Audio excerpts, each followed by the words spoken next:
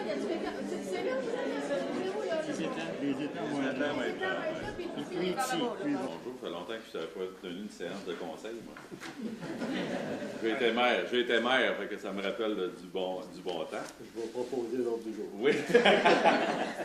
C'est le maire, fait extrêmement plaisir d'être avec vous et avec Norbert ce matin, donc pour faire une annonce très importante pour la municipalité qui s'inscrit nécessairement dans les priorités que le gouvernement avait inscrites, c'est-à-dire l'eau potable, l'assainissement des eaux usées.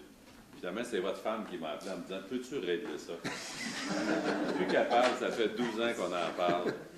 Et donc, avec l'effort et le travail que Norbert a fait suite votre dépôt de projet, qui est quand même assez ambitieux. C'est un grand projet de plus d'11 millions de dollars, ce qui veut dire donc qu'il comme la population, plus de 500 populations, mais ça fait en sorte que la facture est toujours salée quand on propose comme grand projet.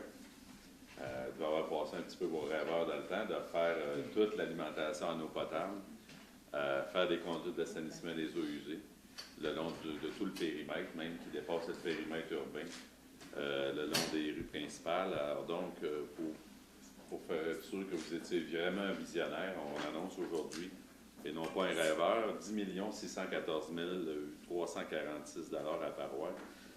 Donc, pour le projet de 11 872 871 $, pour faire l'ambition que vous vous êtes donnée comme municipalité de faire un milieu de vie qui contribue à l'amélioration de son environnement. L'investissement de ce matin, comme M. le ministre a parlé, de 10 600 000 de notre gouvernement, bien sûr, ça va mettre en place des infrastructures que longtemps est attendues, mais pourquoi pas se donner un nouvel aspect?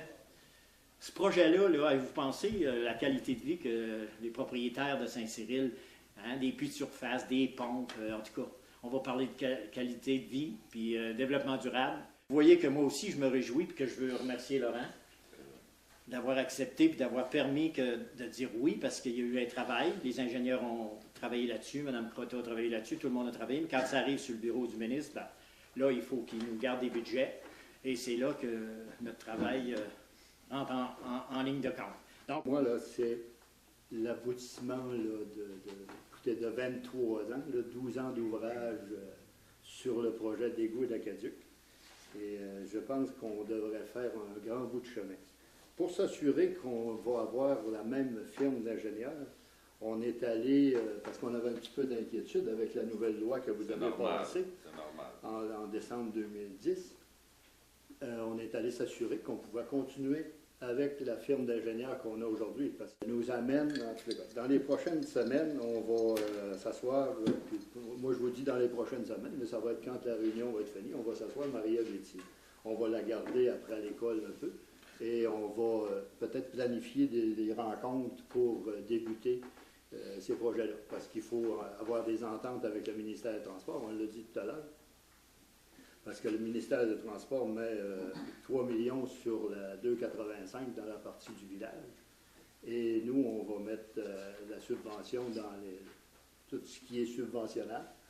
Et quand on aura fini, bien, on aura gagné l'aqueduc, l'égout, et on aura réparé les chemins dans toute la partie périmètre urbain.